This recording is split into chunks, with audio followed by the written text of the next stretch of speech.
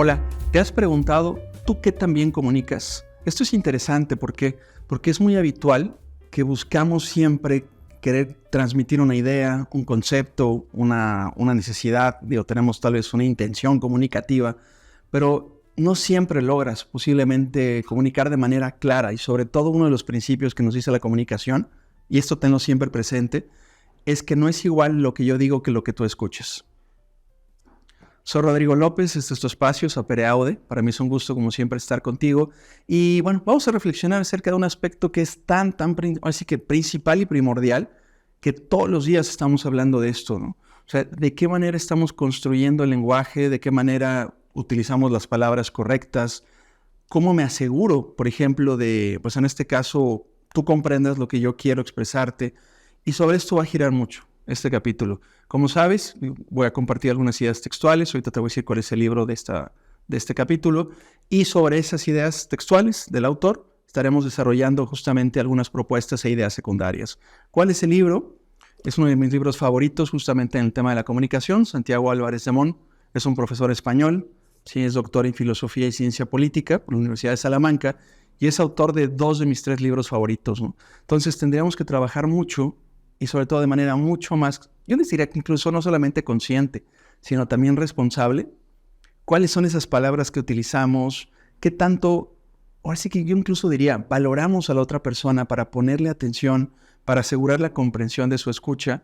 Y lo que creo que es más importante, podemos contribuir a crear, en este caso, una mejor comunidad partiendo precisamente del lenguaje, es decir, de la forma como estamos comunicando y también lo que estamos comunicando, es decir, tanto la forma como el contenido. Y aquí seguramente lo has escuchado, pero cuando hablamos de programación neurolingüística, la famosa PNL, tiene un principio que es básico, ¿sí? El más menos 55% de la comunicación es corporal, es decir, son las cosas que no decimos las que más comunican. Gestos, mirada, postura, los ademanes, la imagen personal, la distancia interpersonal, que bueno, ahorita con Susana a distancia y lo que hemos vivido los últimos meses creo que puede ser mucho más claro, pero sí tendremos que ser muy conscientes justamente de lo que estamos comunicando. Entonces, partamos de las ideas principales del autor y aquí va la primera. A ver qué te parece. Somos pasivos respecto a lo que es importante y activos respecto a las cosas triviales. Es decir, me parece que tendríamos que poner el foco en priorizar. ¿Qué es en verdad lo importante? Y bueno, aquí, ¿qué es lo que se puede hacer? Creo que puede no ser tan complejo. Pon por escrito cuáles son tus prioridades. No sé, por ejemplo, si es tu familia, si es el trabajo, si es la escuela, no sé, tal vez tu comunidad, un grupo de amigos, etcétera. Me parece que la clave siempre es priorizar, porque justamente sobre esa priorización podemos estar determinando una línea de acción que evidentemente va a acompañar también la intención comunicativa. Es decir, cuáles son las ideas principales que queremos en este caso transmitir, cuáles son tal vez las necesidades que tenemos. Tú sabes que al final todas y todos tenemos esa necesidad de comunicar. Tal vez un artista lo haga con una pintura, un compositor con una canción, no sé, tal vez alguien con alguna danza, un baile. O sea, tú piénsalo, pero al final los artistas están comunicando también, al igual que lo hacemos tú y yo todos los días. Entonces me parece que ese es el primer principio clave. Hay que priorizar. Segundo, seguramente te has preguntado qué significa conversar. Me va a encantar que puedas poner en tus comentarios una definición propia, pero para ti, ¿qué es conversar? El autor, Santiago, nos da lo que para mí es, si no la mejor, una de las mejores definiciones que he tenido oportunidad de escuchar. Fíjate muy bien, dice, conversar es dar cuenta de nosotros mismos. Y se me hace maravilloso. Otra vez, conversar es dar cuenta de nosotros mismos. Es decir, el estar entrando justamente a este diálogo y a esta comunicación, pero con una apertura y una confianza para poder revelarme como yo soy. Es decir, sin tal vez ciertos temores o ciertas inseguridades. De alguna forma es mostrarte como eres. Hasta cierto punto podríamos decirlo vulnerable. Entonces tú piénsalo, ¿con cuánta gente te permite ser de esta forma? ¿Cuánta gente en verdad te conoce? Pero también tú a cuánta gente en verdad conoces. El autor hace la referencia a las redes sociales, que yo creo que son maravillosas. De hecho, es lo que así que nos permite, y me permite estar contigo en este momento. Sin embargo, él está convencido, y la verdad yo también, que nunca, nunca, nada va a sustituir una comunicación o una conversación cara a cara. Y eso es importante porque creo que también tendríamos que fomentarlo. Hablamos mucho de confianza y es una palabra clave en este capítulo. ¿Y cómo se construye la confianza? La confianza se construye no por generación espontánea, ni siquiera porque te caiga bien la otra persona. Digo, sí ayuda, pero no basta. La confianza se construye en base a coincidencias, en base a afinidades, en base tal vez, en ocasiones también a diferencias, pero con la capacidad de expresarlas y actuar de manera madura, con inteligencia emocional. Entonces tú reflexiónalo. ¿Con cuánta gente tienes en este momento la posibilidad de conversar? Y posiblemente te sorprendas de la respuesta que obtengas, ¿no? Entonces, esa sería otra idea muy importante. Una tercera, cita el autor Blaise Pascal, este autor del siglo XVI, y fíjense muy bien lo que dice. El hombre es el único animal que habla consigo mismo. El hombre entabla una conversación interior y es importante que sepa llevarla. ¿Qué significa esto? Para todas y todos nosotros, es lo que se conoce como el Pepe Grillo. Así como yo los tengo aquí en los hombros, tal vez también tú. Pero ¿quién es Pepe Grillo? Es el mejor amigo de Pinocho. Pero Pepe Grillo básicamente es el diálogo interno. Es decir, es la forma como te hablas a ti misma o a ti mismo. Y por eso es tan importante saber llevar esta conversación. Probablemente has escuchado conceptos como el autosabotaje, ¿sí? ¿Qué pasa con esto? Que al final tú misma o tú mismo vas condicionando lo que te sucede con el lenguaje. Otro concepto que va de la mano es el karma. Y es curioso, ¿no? Porque al final del día hay gente que le llama karma a lo que provoca con sus acciones. O con sus omisiones, por supuesto, ¿no?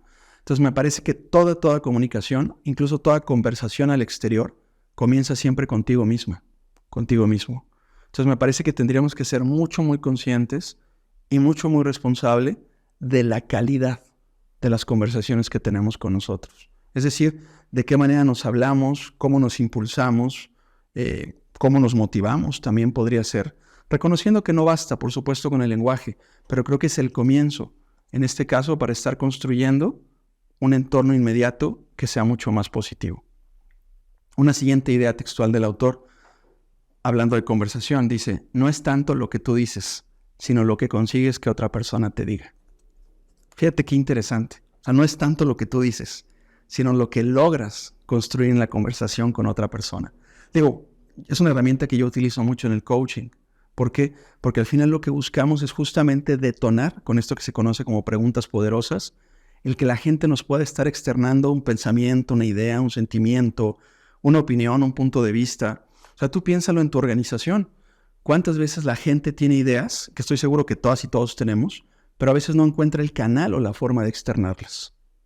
Una iniciativa, una propuesta de cambio, no sé, tal vez si tienes un sistema de gestión de calidad como un ISO 9000, alguien que tenga, no sé, tal vez alguna propuesta de cómo mejorarlo. O sea, tú piénsalo. ¿Qué tanto estás contribuyendo para que en tu entorno inmediato, incluso en tu familia también, la gente tenga la posibilidad de estar siendo escuchada? ¿Sí? Hace muy poco, platicaba con una persona y me decía, oye, Rodrigo, pero es que ¿cómo hago para que la gente se comprometa más con este proyecto? Hablando de una empresa. Y concluyamos esto. Y espero que te convences y te quedes con esta idea. O sea, necesitamos involucrar a la gente. Esa es la clave. Si en ocasiones nos quejamos incluso malamente de ciertas generaciones o ciertos rangos de edad de la gente actualmente, etiquetamos malamente, porque yo creo que es un error, pero tú piénsalo, ¿cuántas veces en verdad no generamos ese compromiso porque no provocamos este involucramiento de la gente? Otro aspecto importante también es lo que se da actualmente en la esfera pública.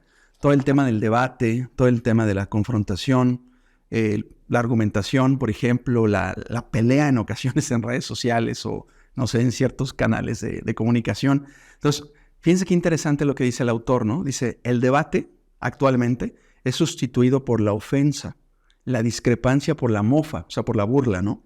La tolerancia y el respeto por la criminalización del adversario. ¿En dónde he escuchado esa palabra? La comunicación por la propaganda, ¿no? Entonces, me parece que también sería importante reflexionar sobre esto, tanto a título personal, pero también a nivel organizacional, de manera corporativa. Es decir, qué mensajes estamos enviando, por ejemplo, pues a los clientes, a los consumidores, a los proveedores, a toda la gente que rodea. a los equipos de trabajo.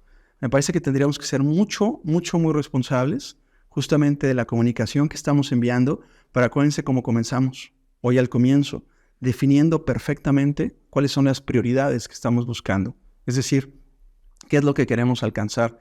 Pensando, por ejemplo, en una corporación, en una compañía, quieres, no sé, incrementar la facturación, ser la empresa mejor posicionada. Pensando que estés en un colegio, quieres tener más matrícula de estudiantes o quieres incrementar la eficiencia terminal.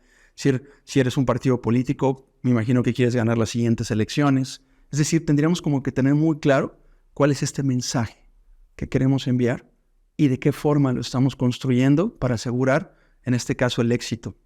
¿Y qué es el éxito? Cómo queremos que sea comprendido por el público al que va dirigido. Siguiente idea, dice, poco es lo que sabemos de nosotros mismos y nada lo que sabemos de los demás. Fíjense, nada lo que sabemos de los demás, ¿no? Y por eso es que cada vez evito ser menos juez en mi casa o en casa ajena, ¿no? O sea, ¿cuántas veces no nos dedicamos más a observar lo que están haciendo otras personas y estarnos comparando con otras personas? Creo que las redes a veces son muy nocivas en esto, ¿no? Pero, ¿qué provocamos con esto? Infelicidad.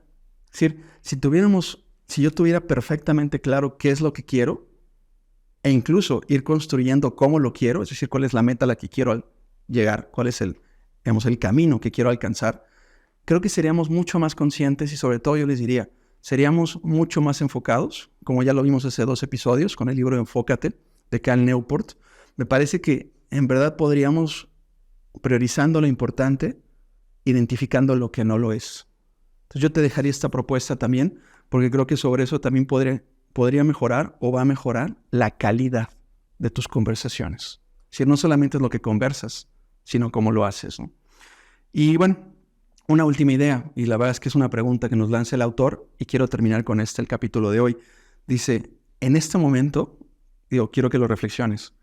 ¿Cuántas conversaciones tienes en tu cabeza que deberías tenerlas ya?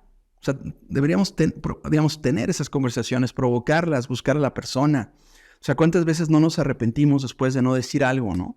Y por lo que sea, por diferentes contextos, ¿no? Motivos. O en caso de que definitivamente decidas no tener esta conversación, sácala de la cabeza.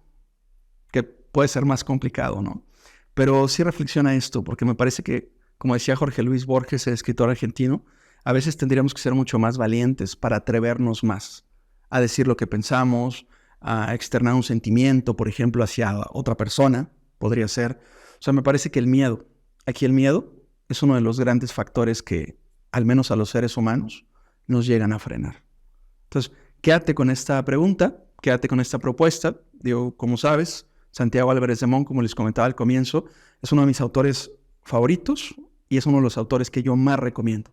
Justamente y de manera particular en este tema de comunicación, también en aspectos de liderazgo, pero ahorita en la calidad y la forma como construyes tus conversaciones. Y te dejo con este desafío también. Busca en esta semana a alguien con que tengas una conversación pendiente. Tal vez sea alguien muy cercano, tal vez alguien no tanto, pero alguien con que quieres hacer las paces, aclarar las cosas o simplemente tener una mejor relación personal. Nos vemos pronto.